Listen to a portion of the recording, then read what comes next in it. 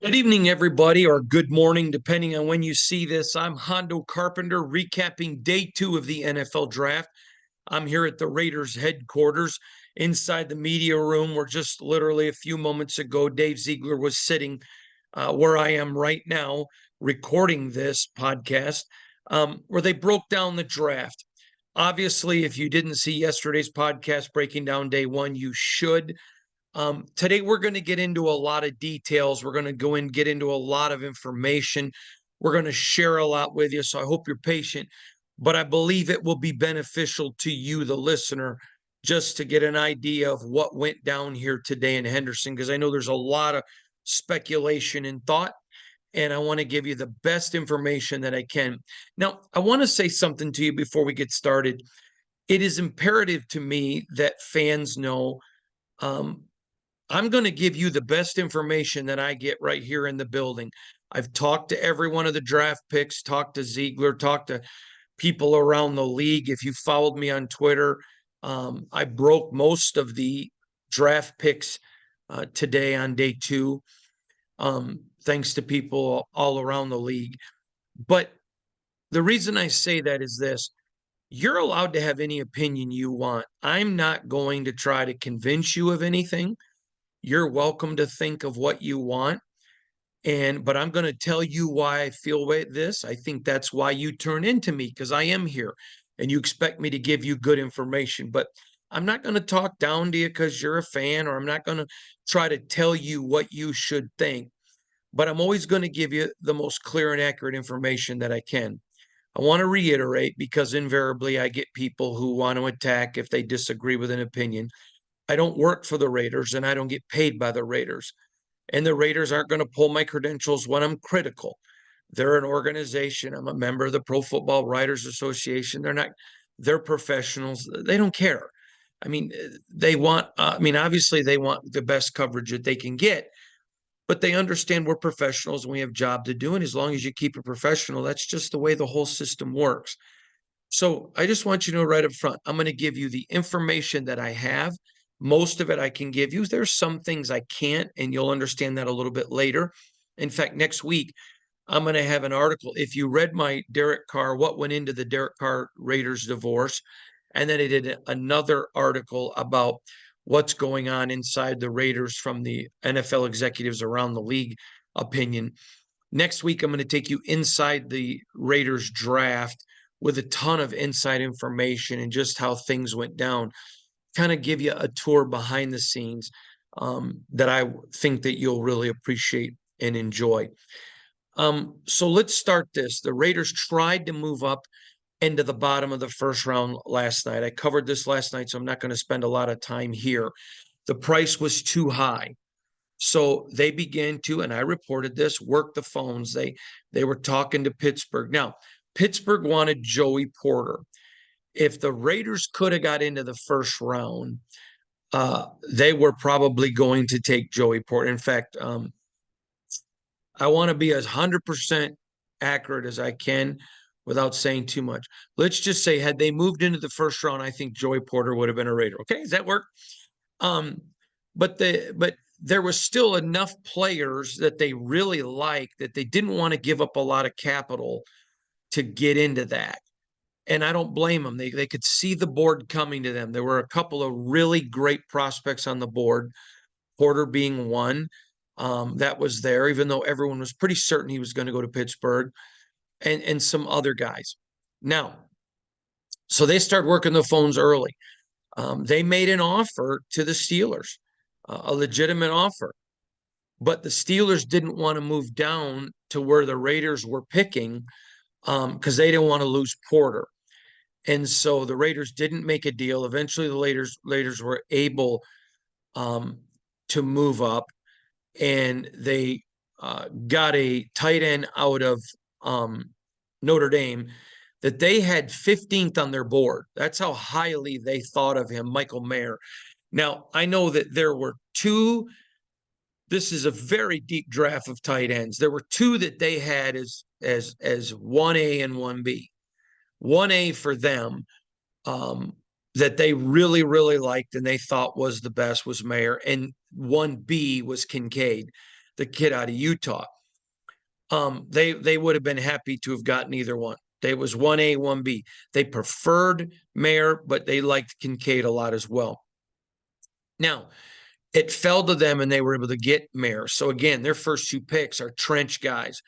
Obviously, the first one, we don't need to get into Tyree Wilson, but the second one being Mayer. Now, let me tell you a little bit about Mayer, and I want you to get this because I'm not just giving you their observations. I'm giving you observations from around the National Football League. There were several teams that had Mayer as their top tight end. So your answer, I mean, your question, which would be legitimate as a fan, is if everybody had him that high, how'd he slip to the second round? You may remember months ago, I've been telling you since prior to the combine that every general manager and executive I talked to said it's the deepest tight end draft of all time. And so those guys slipped because there was so many tight end talents. They needed to go up and get some guys that filled needs that maybe there wasn't a lot of guys available in the later rounds. So to get their number 15 guy where they did, absolute A. Now, let me tell you what I get, not just Raiders, but around the NFL, a scouting report on him is that he's a huge body, and he's got the toughness of Mark Bavaro. You may remember him. He was a New York Giants tight end, but he has extremely soft hands with the ability to catch like Gates. Antonio Gates, you may remember him. So this was a no-brainer. Again, very tough. He's going to be on the line. He's going to be a sixth offensive lineman. This guy, he loves to put people. In fact, he said today, talking to him, he loves to bury guys in the dirt. This is a guy that's going to have a lot of nasty on the offensive line in the running game. He's also a guy, though, that's going to get out in routes. He's going to go into the seam. He's going to create space. He's awesome in the red zone. And you guys know this offense was terrible in the red zone. Now, in fairness to Josh McDaniels, he has traditionally been a super good red zone coach. The problem is he didn't have the tight ends that fit the system last year. Obviously, Foster Moreau's gone. Darren Waller's a Giant. So this is the kind of guy that they really needed. He's an instant impact. He'll be a starter and an instant impact guy. He's also a four-down guy. Let me explain what I mean. Darren Waller ran great pass routes. Now, he dropped a lot of balls, but he ran good pass routes, but he struggled with his health.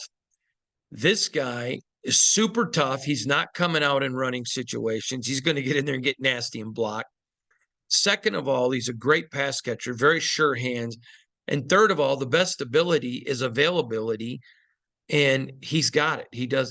He's there. He plays every game. So it's a great pick. Again, like Wilson, I give it an A. Both of them great picks. Then we came to the Raiders' second pick of the day. Now, you may remember coming into the day, they had 4 picks. They had to get rid of one of them to move up to get Mayer, which is easy price to pay. And they went and got Byron Young from Alabama. Now, this is where fans got a little touchy, and I don't even think that's a word because that almost implies that fans did something wrong, and you're entitled to whatever opinion you want. So I would just say this is where we maybe saw fans get a little spirited. Now, I need to explain something about the next 2 picks, and I'm going to do it at the end, so bear with me a little bit. But here's what they know that they needed. With their pass rush, they've got Max Crosby, Chandler Jones, and they're also able to put Tyree Wilson on the inside in obvious pass rushing situations. So they know what they can do. But they needed stud interior defensive linemen when it came to the run. And Byron Young is a guy they had much higher on their board, and I'm going to explain all that in a minute, so just please give me a minute. That they had much higher on their board than where they picked him. He is a stud interior defensive lineman. He will be an immediate impact player on the defensive line. Now, several people on Twitter, when I said that, again, got a little frosty with me, and that's okay. I can handle it. Unless people cross the line, I don't have a problem with that. And they said, well, look at the guys they picked last year. Yeah, I did look at the guys. And they picked a couple of guys they hoped that could develop. But none of them were this guy, and go look where they picked him. Now, Byron Young, he was on a line with Will Anderson, and he's on a line at Alabama where if you're not a hockey fan, you don't appreciate this, but I'm from the Midwest. I'm from Michigan, and I love hockey. And in hockey, they literally have lines, a first line, a second line, a third line of players, and they're constantly interchanging players to keep them healthy. That's where the Raider defense under Patrick Graham, where they want to get to. They want to get to a place where the defensive line is interchangeable. Now, that really stuck with Josh McDaniels after the Patriots lost the Super Bowl. Remember the year they were undefeated and they lost to the Giants, who had a defensive line like that. So that's why Josh McDaniels has that philosophy. Byron Young is a guy that they believe absolute impact, immediate player on the rushing game. This is a guy that's going to stuff the rush. He's going to be there in the middle. He's a space eater, which is going to create room for Spillane, the middle linebacker, and some of the other linebackers, because he's going to make people have to double team him. He's relentless. He just keeps coming. Now, remember I talked about when you select a player who's a rookie, they all have a developmental upside. Right now, Young will step in and can be an immediate impact player on the interior defense. Now, a lot of people laughed at me and whatever. Oh, immediate impact. Great. Way to toe the company line. I'm not at all. But when you talk about an impact player, I'm going to give you a name. Now, his game is different than this guy, but they have very similar results when it comes to the rushing defense, not with passing. That's Haloti Ngata. Do you remember him with the Baltimore Ravens? Haloti was a space eater. He just ate up so much that he created a lot of dysfunction. Now, he's going to do that. It's going to require double teams. He's going to be an immediate impact in the rushing game, and he's so fast, and he has such a quick burst and short speed. Now, you may remember Kalijah Kancey, who went to the Buccaneers, who I've had on this podcast, great guy, good friend, love him.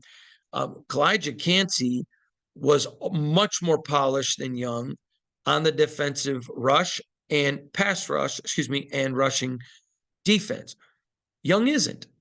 And I'm not saying he is, but he's just as good as Clancy on the run defense. But the Raiders also see an upside that he started to get some reps because at Alabama, they do, and this is where I start to talk about the hockey lines, they do so much of the lines that a lot of those guys, okay, you're a specialist on the run, come out, we'll put a pass rusher in there. And so this is a guy who played a ton of games, a ton of reps for Alabama. At the position, you maybe don't see the stats that you would look for, but it's because you're not seeing the sack totals because they brought him out and again, kept him fresh. But Dave Ziegler's very convinced this guy's upside as an interior pass rusher is very strong. So they're very happy with the guy. Now, I understand, and I want you to hear me because I mean this with complete respect.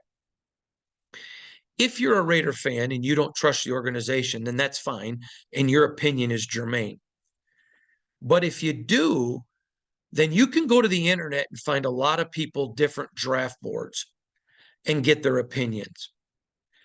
But if you do trust this regime, then I say that you should trust their draft board. Now, I want to explain something to you. When I'm doing my evaluations, I think I have a good view of what people do and don't do, but I don't trust me. I don't trust me. I go to other NFL executives, scouts, general managers. I'm friends with a bunch of college coaches, and I want to find out from them what they think. What do they think of guys? What are they hearing? And then I weigh it and balance it, and that's where I come up with my opinion. But some media guy just sitting in an office doesn't mean that he doesn't know how to evaluate, but it's just one person's opinion. So if you want to run to the internet and say, well, this person said this is a fourth round or a fifth round or whatever, again, that's your choice. I'm not going to argue with you. I'm going to go with what I hear.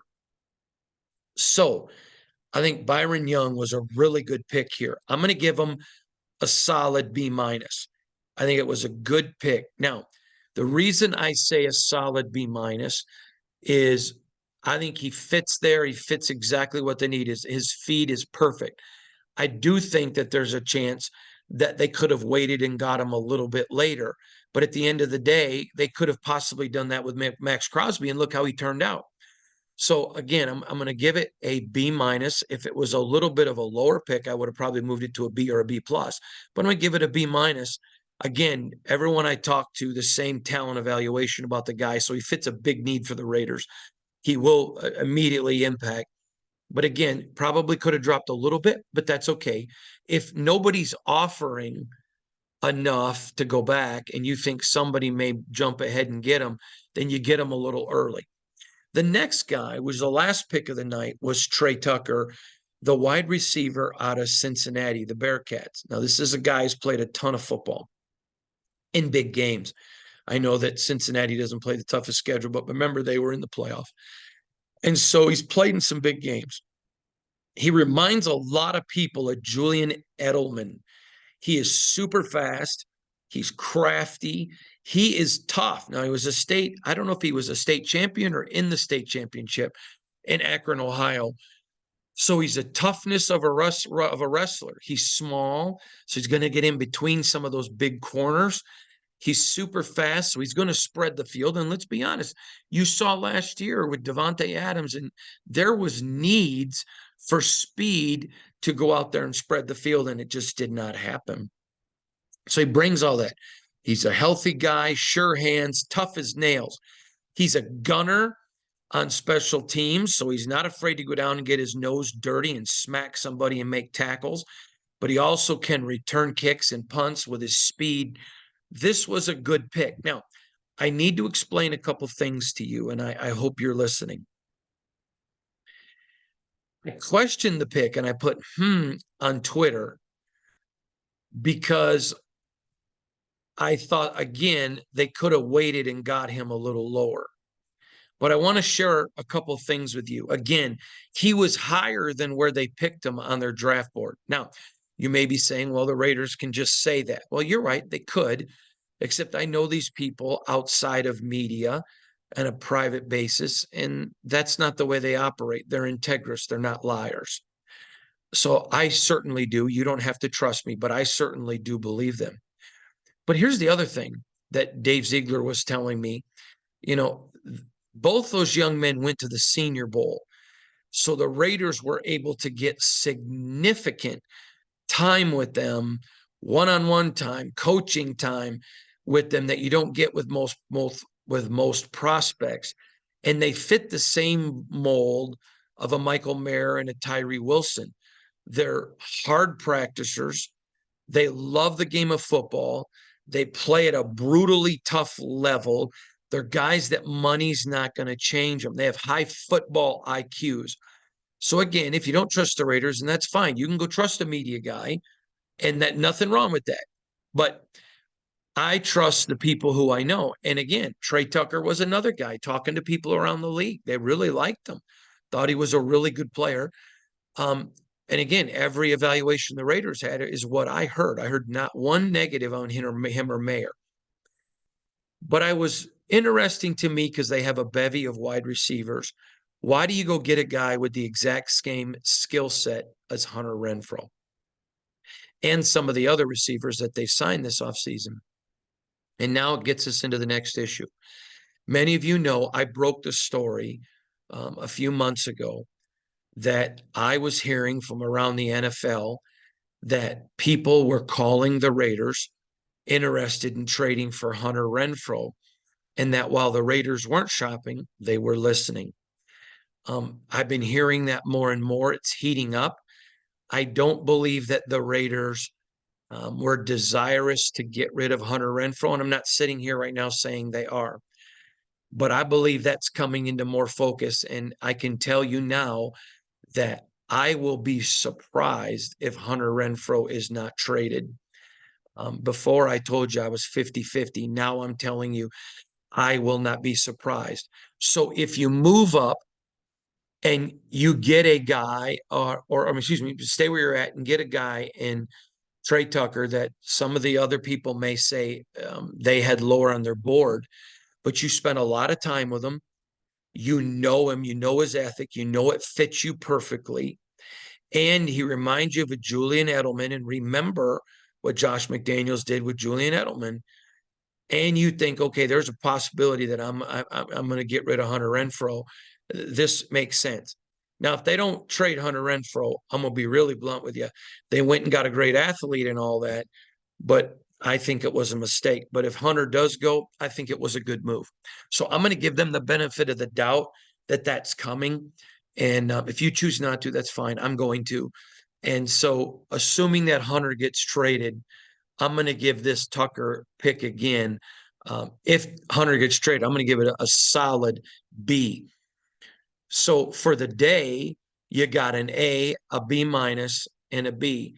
But when you add Tyree Wilson in it, again, you're through 3 rounds of the draft. You have 2 first rounders, and you only made 1 first round pick, and you got 4 immediate impact guys. I think the Raiders are doing good, and I still give their draft right now an A. Now, let's get into a little bit of the business, some things that went on. Again, the Raiders, you saw Dave Ziegler was very patient. He didn't overpay for anybody, and he kept exactly what he needed to do. In fact, he probably underpaid for Mayer. So that's a good thing on Dave's part. So what do you look for coming into day 4? Excuse me, day 3, rounds 4, 5, 6, and 7. Now it changes a little bit. In the first 2 days of the draft, you don't take a lot of risks. You got to get guys that are impact players, guys that you know are going to be there. And the Raiders did that. But now you can take some risks. Now you can say, okay, you know, a little bit of development. This guy may make it somewhere, but you can take a little bit more of the risk, and I expect the Raiders to. I know there was a lot of people surprised no quarterbacks were taken, but I had told you last night I would not be shocked if there was no quarterback taken today, and I wasn't. I am going to tell you a couple things. Raider fans are being really strung along on Will Levis, which made no sense to me. Will Levis was not an option at any point for the Las Vegas Raiders. He was not coming to Las Vegas. You say, well, why'd they bring him in and why'd they do all of this? Well, remember, I told you, ideally, they wanted to trade their pick if there wasn't a guy like a Tyree Wilson or a Will Anderson there. So they did their job. So that was not an option. Hendon Hooker was an option, but Hendon Hooker was not a guy. I mean, they liked him. I'm not trying to say they didn't, but there were a lot of guys they liked. So if there's somebody on your board that you have, and I'm just going to say, let's say their boards 1 through 100, and let's say they had Tucker as a 25. Let's say they said, hey, you know what? We think he's a really good quarterback. Now, I know there was one quarterback that they had in their top 5, a guy that if he would have fallen, they would have picked him, but nobody expected him to get there. Then there was a significant let off. But in that next group of players is a Hendon Hooker. But and he was in there, and there was another player in there. But then there's another group of players in this next level that while they were not Hendon Hooker, they were guys they liked almost as much. So if you see a guy there and you believe in a Byron Young and you say, man, we got to get an impact at the point of attack on rush, plus look at his upside. You know, this guy could be a steal if we're able to develop him as a pass rusher. Okay, you know what? We got him like it would say a Hendon Hooker is a 40, but man, we got this guy as a 20. All right, but look at there's still a bunch of really good quarterbacks that we have rated, maybe not as high as Hendon, but close, that I'm willing to take my guy and move in. I know there was a lot of panic. I saw some people on Twitter tweeting at me, well, I don't care how good the picks are. You just lost a franchise quarterback. Well, I'm going to tell you something. I don't know anyone in the NFL that saw Hendon Hooker as a franchise quarterback. I know people in the NFL who thought he could become that, who certainly thought he had the talent to one day evolve in that. But let's not pretend, you know, he was an elite quarterback that belonged in the first round. He's still coming off of injury. It's still, you know, there. He's healing. But a lot of people said, you know, they just concerns there. Let's just leave it there. So they go and they don't get a quarterback, which again, I prepped you for. But now we go into day, you know, 4, 5, 6, 7. excuse me, day 3, but rounds 4, 5, 6, 7. Look for the Raiders to go get some guys who maybe are diamonds in the rough. Guys are going to need a little bit of time to develop, and they're going to be able to develop them. They're going to dress defensive back, but I do expect them to get a quarterback tomorrow, and there's several, so you shouldn't be worried about it. But I want to address one other subject that I think is very germane. A lot of fans, I want to word this absolutely as honestly but respectfully as I can. A lot of fans seem to be panicking. Well, but they haven't got a linebacker yet. Remember, Henry Tuo was still there. And I know I pronounce it wrong, but the linebacker from Alabama, was a guy I had him taken in a lot of the drafts. There's a DeJuan Jones, a guy that gained a lot of weight, but he still played at a high level. The offensive tackle, I still see them potentially. I'll be stunned tomorrow if they don't get a quarterback, don't get an offensive lineman, and don't get a defensive back and probably a linebacker. But there are going to be some guys. There are going to be some development. Now, again, I still think there's some guys who can step in and start next year, but there are going to be some development. But I want to remind you of something. There are still free agents out there that they can go bring in for 1 or 2 year deals to fill holes, not overpay them. There still are trades. That's a big one.